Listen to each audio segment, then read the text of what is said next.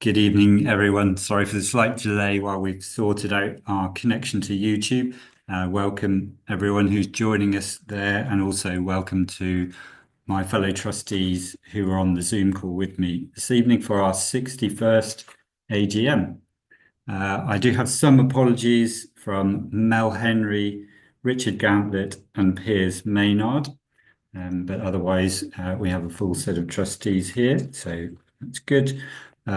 Second item is the adoption of the minutes from last year's AGM, and I can confirm that I have proposed these minutes and Charlie Fattorini has seconded them.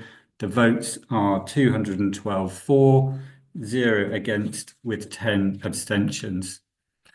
So I'd now like to do a quick run through of our impact report and accounts. Before I do that, just to confirm that the documents have been proposed by Tim Gilson and seconded by Phil Heads. And the votes are as follows: 218 for, 0 against, and 4 abstentions. So I can confirm that the impact report and accounts for 23-24 are approved. So I'll just take you through some slides now just to show people how we've used and what money we've raised.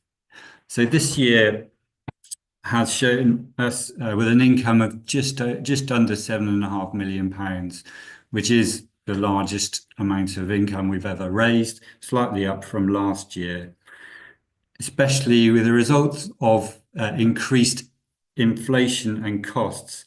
I think this is a really, really important outcome for us, and I'd like to thank our members and supporters for their continued support. Especially like to pass on my gratitude and recognition for the number of legacies that we've had this year, and you can see that figure in at just over 1.5 million. We've also been very successful in generating income from our charitable activities of just over 5.5 million. So that's the core trading income, and it allows us to invest in nature's recovery. And our funders are a very important part of that 5.5 million. And a big thank you goes out to the Hills Group for their ongoing support. So we've used that money wisely, and you can see that total expenditure was just over £7 million, and we spent 6.3 million on revenue and another 800,000 on capital items, including the acquisition of some land at Bishopston and the addition of the Dixon Meadows land at Hanging Langford. Just as a note on this expenditure, and I know a lot of you have probably seen our appeal around ash dieback, but that the cost of that tree disease on our reserves has cost us nearly £60,000. So that's a very big area of expenditure in this for the Wildlife Trust. So just going on to the balance sheet, if you have read your impact report, you'll see that our fixed assets have continued to grow with capital investments in both land and equipment. There is an increase in debtors at the end of the year. This was due mostly to a timing issue, with many large projects such as the Bristol Avon catchment market finishing on the 31st of March at our year end. This value is now decreased, I'm pleased to say. And just a quick note on the Bristol Avon catchment market. This was funded under the Green Recovery Challenge Fund, and it's been an amazing project, actually really one of its kind. We've been working with Trade and the Avon Wildlife Trust, and we've established a market mechanism for buying and selling of environmental credits through Trade. And the legacy of this project continues through Trade and the work of the Nature Recovery team here at the Trust. And it illustrates another mechanism for landowners to support nature's recovery. And you'll hear a bit about that later in our video. So the balance sheet overall reflects a strong performance for the Trust and hard work and dedication of volunteers and staff. So the trustees really wish to extend their thank you to Joe, the staff, and of course all the volunteers for the great performance over the year. You'll also see in the impact report that we have a section on carbon reporting. And as per last year, we are in a carbon credit situation, but you can see that our emissions areas are from our day-to-day operations and our conservation grazing. Of the day-to-day operations, we do aim to reduce emissions from as far as possible. And again, you can see travel, and that will come up in one of the questions later. We use a reporting tool provided to us from the National Wildlife Trusts, which continues each year to become more accurate. And hopefully, as the years go on, we can become even more certain about the estimated flux figure that comes from the natural sequestration of carbon on our reserves. But overall, the work on gathering carbon emissions data helps us to focus and inform our actions. So I'd like to just show you now a video which highlights some of the outcomes that we've achieved during the year.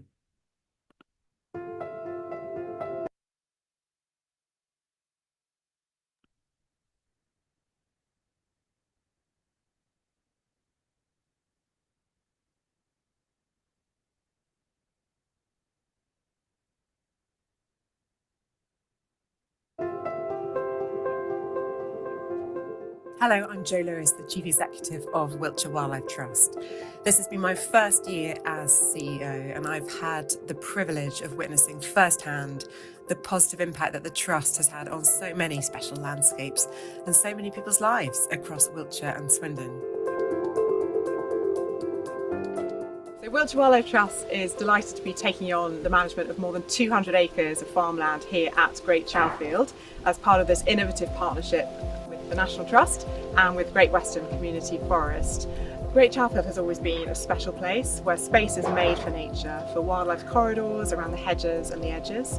But now with the latest thinking in terms of regenerative farming, there's the opportunity to bring nature and trees as well back into the middle of the fields. And we'll be planting more than 11,000 trees.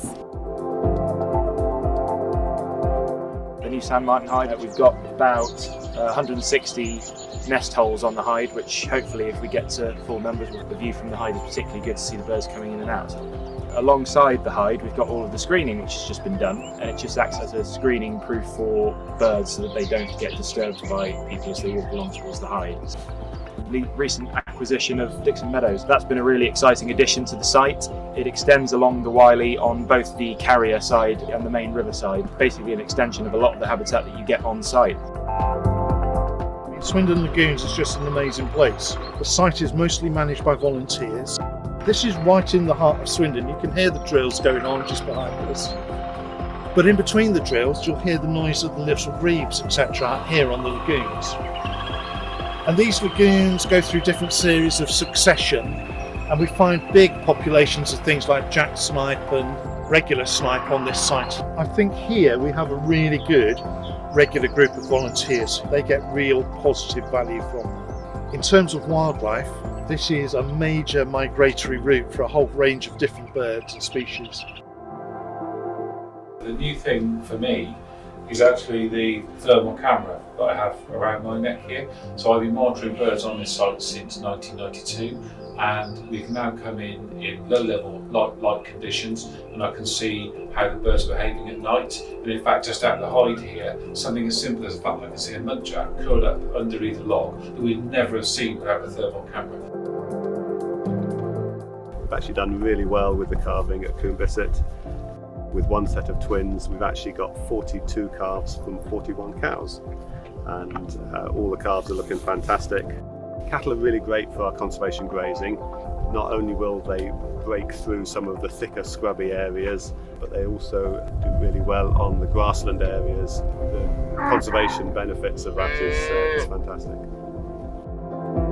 The aim of the project is to connect 3 hotspot habitats for butterflies. Increasingly we're starting to realise that habitats, no matter how good they are, can't exist on their own. So increasingly we're focused on connecting habitats, working in partnership with other organisations.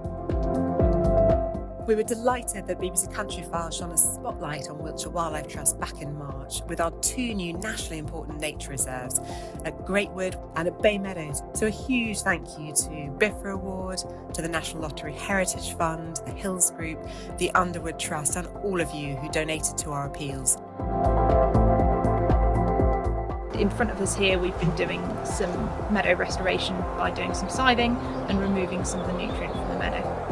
And we're also doing quite a lot with engaging the public, so we put new infrastructure in to try and improve people's experience as they visit the nature reserve. Areas like this section behind me that really showed us how promising the site could be in terms of a restoration project. We've got our native oaks, holly and some understory behind us, that dappled shade that comes with our native tree species and this ancient woodland habitat, and that's what we've been aiming for with this BIFRA project, to slowly restore this woodland to its former glory.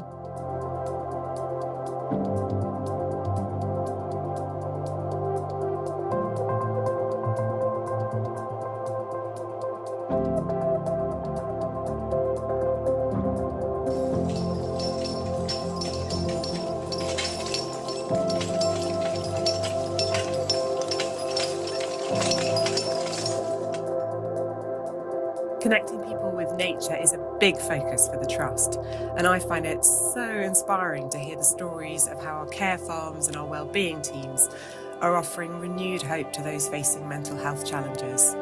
This nature-based provision really changes lives.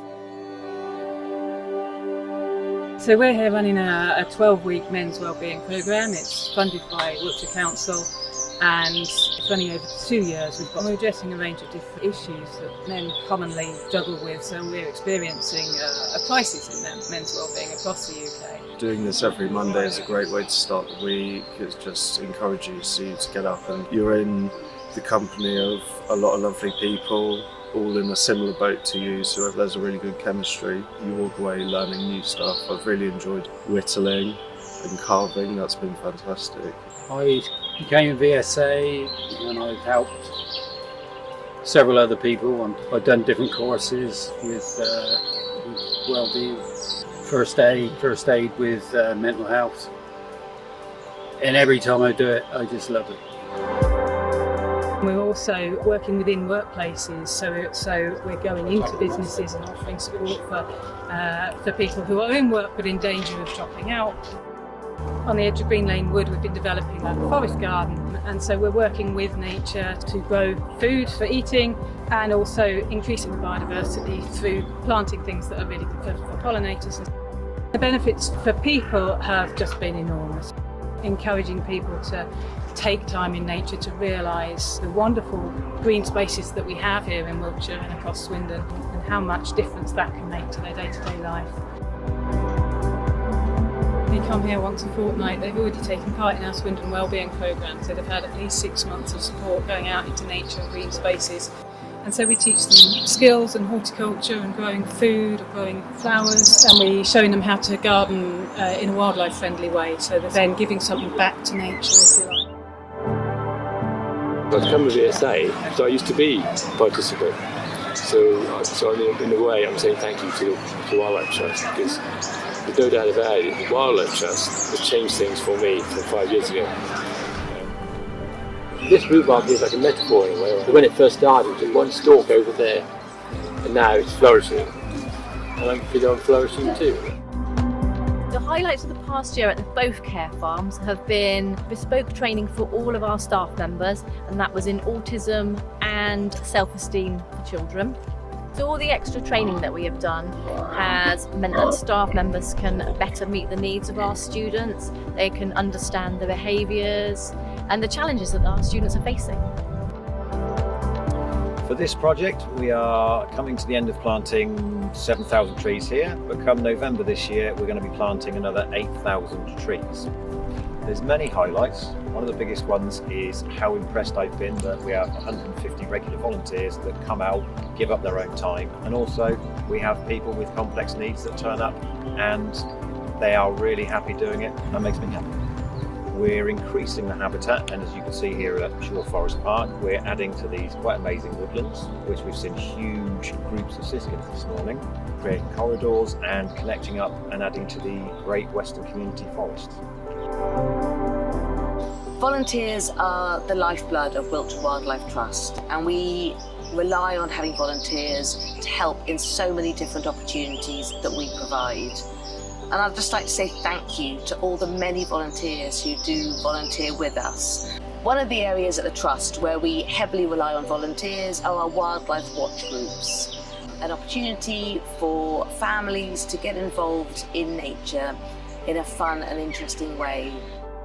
Over 700 volunteers contributed 11,785 hours of volunteering, all helping us to realise our ambition to encourage 1 in 4 people to take meaningful action for nature.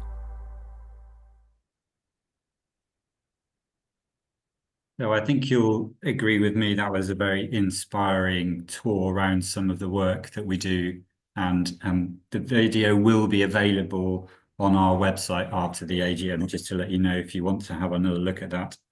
So continuing then on, we have a few more slides that I just wanted to talk through. One is just a little bit more on the youth education and wellbeing activities. And we've had 5 new wildlife watch groups. I think that's really important. Encouraging children into nature is such an important thing that we should all be doing. And also we've had fantastic partnerships working with Bernardo's and with Youth Action Wiltshire. So really that's such an important part of the activity of the Wildlife Trust too. And also I'd like to bring your attention to the Wylie Valley Landscape Recovery Project.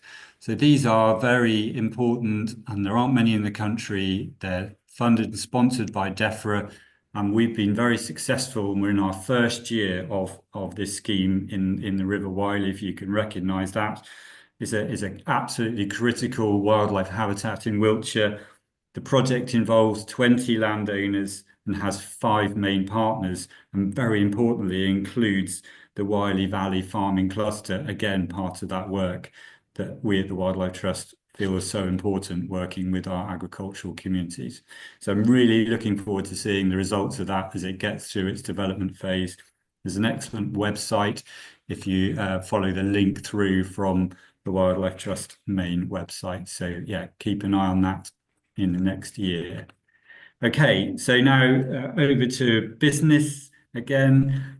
So we have the need to appoint auditors for the year, and we've proposed the use of Summer Audit Co, and that is nominated by myself and seconded by Matt Jolly.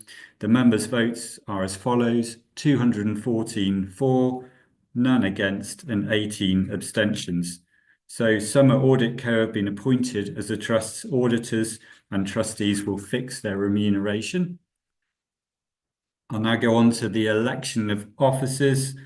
First of all, I'd like to thank both Cora and Matt for their service as trustees. They stand down at this AGM, and I will be also, so this is my last year as chair and trustee. I have to say it's been a very enjoyable and amazing personal journey for me. The board can have between 9 and 15 trustees. We are volunteers, and that we give our time freely, and there's some really good expertise within the board. They're crucial roles for governing the trust and ensuring that the charity is well managed. So we have 2 trustees standing for their second term of 3 years. The first of these is Piers Maynard. His election is proposed by Tim Gilson and seconded by Charlie Fattorini. The votes are 217 for, 2 against, and 3 abstentions. So Piers is elected for his second term as trustee. And then Sylvia Wyatt, who is also standing for her second term. She is proposed by Fiona Goff and seconded by Dagmar Junghans. The votes are cast as follows: 216 for, 1 against, and 5 abstentions. So I'm pleased to say Sylvia is also elected for her second term as trustees. We've also been very fortunate to have nominations from 2 new trustees, Julian Crawford, who's here with us this evening as our new treasurer, and Mel Henry, who has been working with us on our personnel committee for a few years. And both of those, I'm pleased to say, have been put forward. So Julian is proposed by Phil Heads and seconded by Richard Gantlett, and the votes are as follows: 217 for, 2 against and 3 abstentions. So that's Julian elected. And Mel is proposed by Fiona Goff and seconded by Matt Jolly, and the members' votes are as follows: 213 for, 3 against and 6 abstentions. So again, Mel is welcome and is elected as a trustee. So we have some questions that have been raised. So thank you for everyone who's put forward questions. There are quite a number, so we don't have time to deal with them all this evening. But what we thought we'd do is we'd run through a few. And so I'm going to stop sharing so you'll see the full screen, because I'll be asking some of the people on the Zoom call to answer some of those questions. So hopefully we can get those who are answering off of mute.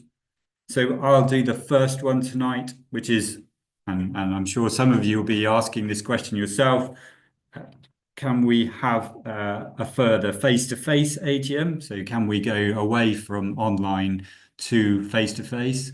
And I have to say, there is something quite particular about having members in the room when we do our AGM. And I'm absolutely sure that for 2025, this time next year, we'll really consider that. I think maybe we'll switch from one to the other. Obviously, as a charity, it's helpful to have our resources given out to the things we do, but I'm sure that we could reconsider having a face-to-face AGM. Second point, the question that was raised, which I'll deal with, was whether there are plans to increase the ethnic diversity of the trust board. And again, yes, that is always something that we would wish to do.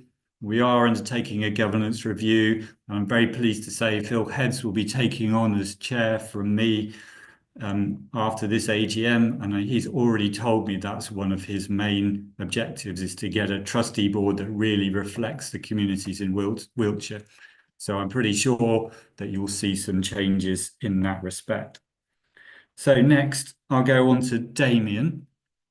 Damien, we've been asked whether there were targeted programmes to encourage underrepresented groups to participate in activities and to enjoy the natural world. Would you be able to answer that one for me?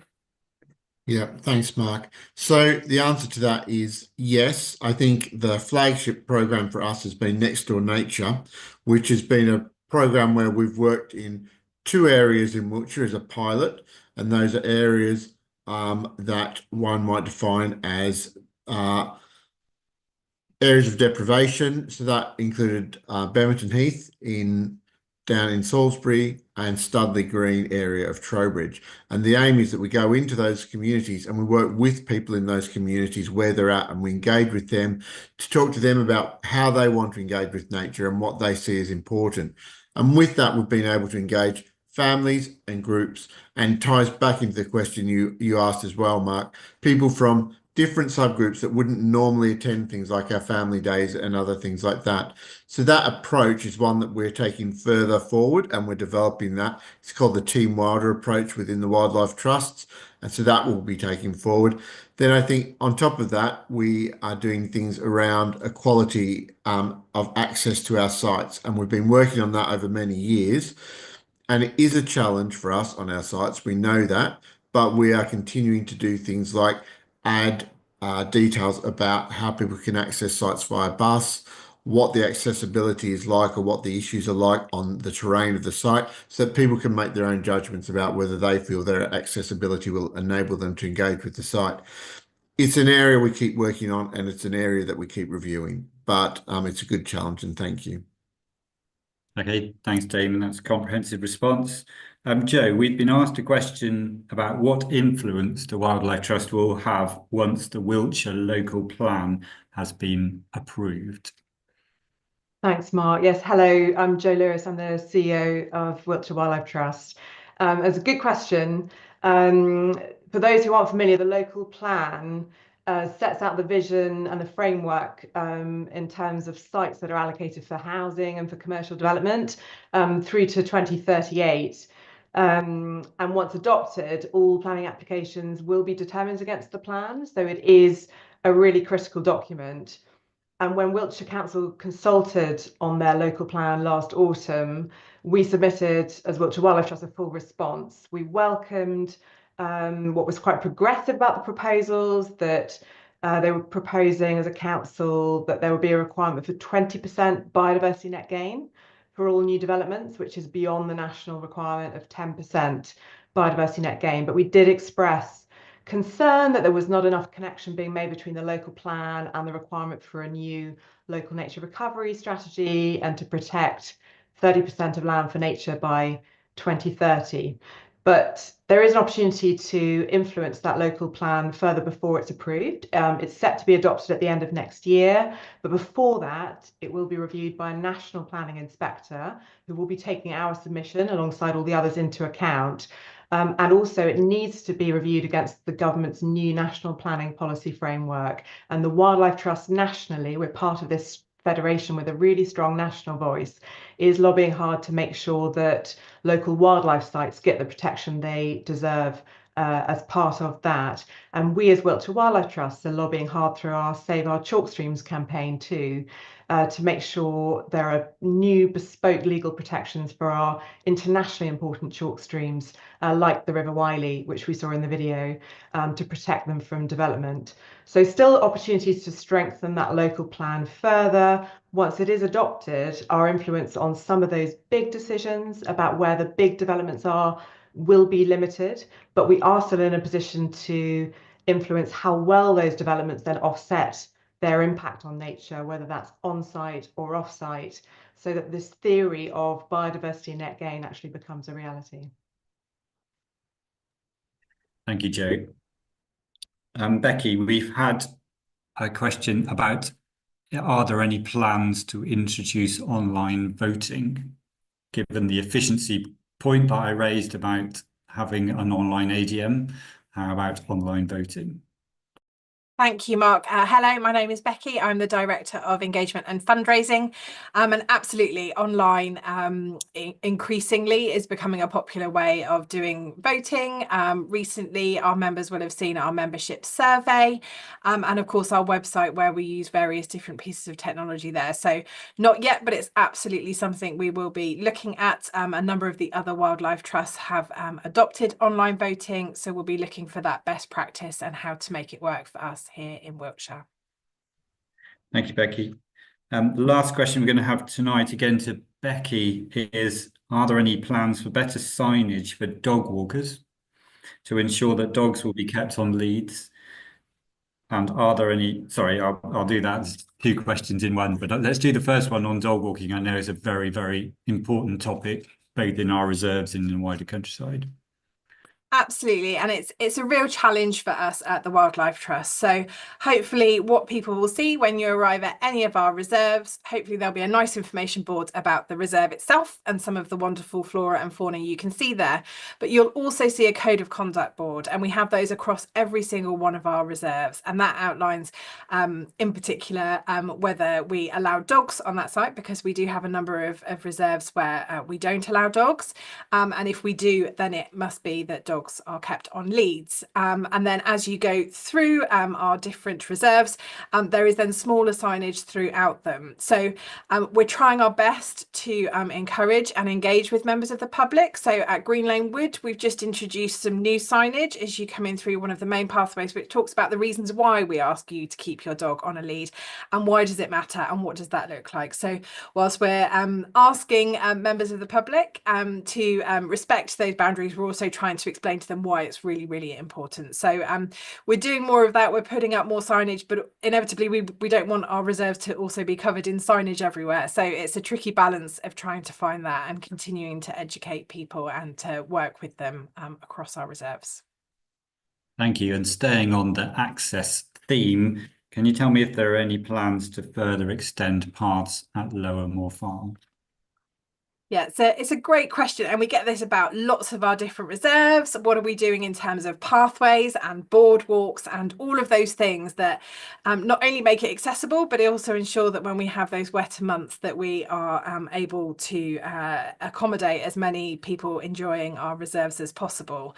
The challenge is that these projects are often quite expensive, so we're often fundraising or working with our partners to do some of that work. So if anyone's visited Green Lane Woods near Trowbridge recently, we had a brilliant sponsorship from one of our corporate donors, Ida Verdi, who very kindly went in and put in a load of pathways and accessibility there. For those down at Langford Lakes, they'll be seeing an appeal soon to help us with the boardwalk there. And at Lower Moor Farm, specifically to your question, we're always looking at that reserve and the site. So I think we've covered the stretch that floods the most and that is most tricky in winter.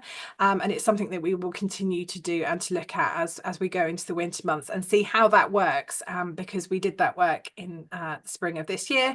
Let's see how that works for that stretch and then look at where we invest next. So it's something we're constantly looking at, and again it's that balance between putting in pathways and having nature reserves. So it's a tricky balance, but watch the space. But for those viewing today, you will see some better accessibility at Lower Moor, as this week the car park is closed for some new tarmac. So there we go, there's a little bit of improvement there just this week. Thank you, Becky, and thank you to everyone who's answered questions. If your question wasn't brought up during this session, we will be answering that independently. So you will get a response, but not tonight. Okay, so we're very close to the end of our formal presentation this evening. So thank you for your patience, and also thank you on behalf of the trustees in what is National Trustees Week for all of our fellow volunteers, the wonderful staff for all what they do, especially putting the impact report and the accounts and everything together, the AGM prep, but of course all the work they do out delivering the outcomes that Wiltshire Wildlife Trust can be so rightly proud of. So I'd like to say good evening to everyone, and I hope you have a lovely rest of your evening. Apologies again for the slight delay at the beginning, but hopefully you found both the information, the impact report, the video, and some of the answers to questions informative. And I hope you'll continue your journey with us, as we all will, over the next few years, because nature has never been so important in everyone's lives. Thank you very much.